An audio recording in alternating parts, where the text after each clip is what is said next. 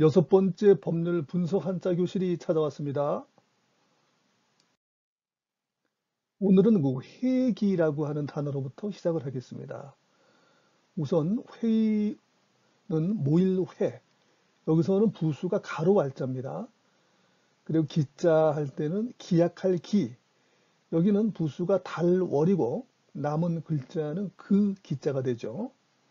자, 그러면 기약할 기자를 한번 분석을 해보겠습니다.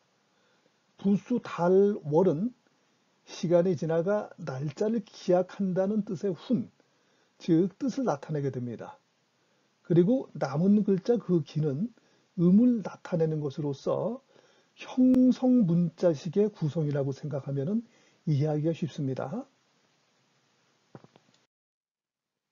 회기의 뜻은 다 아시죠? 개회로부터 폐회까지의 기간. 예문은 임시회의의 회기는 8월 10일부터 8월 25일까지이다. 자주 나오는 얘기죠. 자, 그럼 오늘 주 핵심은 바로 부수에서의 날일과 가로할 부수의 차이를 말씀을 드리게 됩니다. 얼핏 보게 되면 비슷하지만 그 내용을 보게 되면 완전히 판이하게 다릅니다. 우선 날일자를 보게 되면은 그 훈, 즉 뜻은 어느 날 하루 이런 뜻도 있고 또한 해를 가리키기도 합니다. 해, 태양. 태양의 모습을 보고 그렇게 만들어진 상형 문자입니다. 날일은. 자, 그러면 가로 왈자와는 어떻게 구분을 해야 될 것인가? 가로 왈자도 또한 날일자도 모두 전부 다 보게 되면 사각형의 중간에 금이 하나 들어간 형태입니다. 그런데 날일자는 세로 방향의 사각형 형태입니다. 그 사용례를 한번 보시게 되면은 어느 날 하루의 뜻을 지닐 때는 예를 들어서 5일, 9일 이렇게 쓸 때 그 일자를 쓰게 됩니다. 그리고 해와 태양을 뜻하고 한 때의 예문으로서는 일산이라고 하는 것을 들 수 있습니다. 요새는 사실 이거는 양산의 뜻을 지니고 있는 겁니다. 그 햇빛을 가리는 큰 우산이라고 하는 것이죠. 그래서 옛날에 임금이 이렇게 외부 행차할 때 그 햇빛을 가리게 되는 것 갖다가 일산이라고 합니다. 그래서 아마 이거는 궁중에서 많이 쓰는 용어이기 때문에 우리한테는 친숙하지는 않죠. 자, 그 다음에는 가로 왈자를 한번 살펴보겠습니다. 그 후는 즉 뜻은 가로대 말하기를 공자 가라사대 이렇게 하지 않습니까?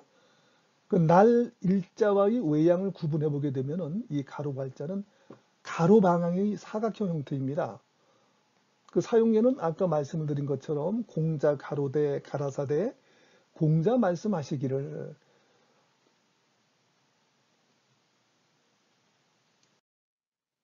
자, 그러면 날일 부수와 가로할 부수를 활용을 해서 우리가 한자를 좀 더 널리 확대하여 알아보겠습니다.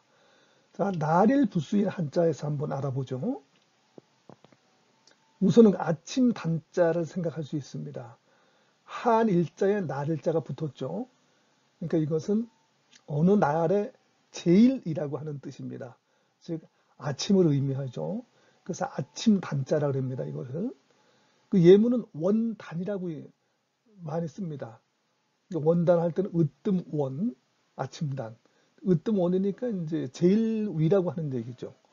그 새해 첫날 아침 갖다가 원단, 새해 아침에 할 때 원단이라고 하는 용어를 연초에 많이 쓰게 됩니다. 참고로 그 조조라고 하는 말이 있습니다. 조자는 이를 그 다음에 조자는 아침 조자죠. 그 이른 아침이라고 하는 뜻입니다. 그래서 조조할인, 그 조조할인 할 때 이제 이러한 자도 있다는 걸 참고로 알고 계시고, 그 새해의 아침 할 때는 원단이라고 하는 용어를 사용을 하게 됩니다. 자, 그럼 다음엔 밝을 명자를 한번 보겠습니다. 밝을 명자는 날 일자와 달 월자가 합쳐진 겁니다. 낮에는 해가 있고 밤에는 달이 있습니다. 그럼 세상이 다 밝죠. 즉 달과 해가 합치면 밝다는 의미를 갖게 되는 겁니다. 이 글자는 한자 제자 원리 6가지 중에 하나인 회의 문자의 전형적인 형태를 가지고 있습니다. 그 회의라고 하는 것은 모여서 뜻이 된다 이런 얘기입니다. 즉, 두 글자 이상을 모아가지고 새로운 문자가 만들어진다는 뜻이죠. 그렇듯이 이제 날일자도 글씨고 달월자도 글씨입니다. 그 두 가지 글씨가 다 합쳐져 가지고 그 합쳐진 새로운 한자를 만든 거죠. 한 예를 들면 이제 예문으로서 명석 이렇게 들 수가 있습니다. 다음은 가로알 부수인 한자를 한번 알아보겠습니다. 네, 글서자. 네, 글서자의 그 부수는 가로알이니까 말하는 의미를 지니고 있죠. 그래서 이제 가로알이 말하는 의미를 지니고 있게 돼 있으니까 말하는 것도 써야 되니까 그래서 글서 할 때는 바로 그 말하는 것에 그 글 쓰는 것과 유사한 연상을 하시게 되면 되겠습니다.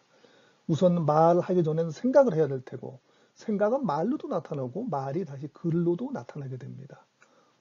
예문을 보면은 서가 글을 잘 쓰는 사람을 얘기하죠. 그리고 이제 서가는 편지를 얘기하게 됩니다. 다음은 일찍 증자를 한번 보겠습니다. 일찍 증자도 역시 부수가 가로 왈입니다. 근데 일찍 증자는 아마 많이 들으셨을 겁니다. 근데 의외에 그좀 깊은 뜻이 있다는 것을 이해하시기 바랍니다. 우선 일찍 증자는 로 쓰일 때는 어떤 것이 있느냐 미증요. 안일 미자, 일찍 자, 있을 유자죠. 그러니까 일찍 없었다 이런 얘기죠. 지금까지 한 번도 있어 본 적이 없음. 즉 미증의 사건 뭐 이런 얘기를 많이 하죠. 그 다음에는 일찍 증자 외에 거듭 증자로도 뜻으로 쓰이게 됩니다. 그 손자 같은 경우는 아들 또는 딸의 아들이 되죠. 그럼 증손은 거듭된 겁니다. 거듭된 손자예요. 바로 그 손자의 거듭된 아들, 딸, 즉 그 손자의 아들, 딸을 증손이라고 얘기합니다. 우리가 흔히 이제 증조 할아버지, 증손자 이런 얘기는 통상 많이 하지만 바로 그때 이 증자가 그러한 뜻으로 쓰였다고 하는 사실을 아는 사람들은 많지 않습니다. 예, 오늘도 분석 한자로 우리의 한자 이해를 넓혀봤습니다. 앞으로도 함께 재미있는 시간 갖도록 하겠습니다. 감사합니다.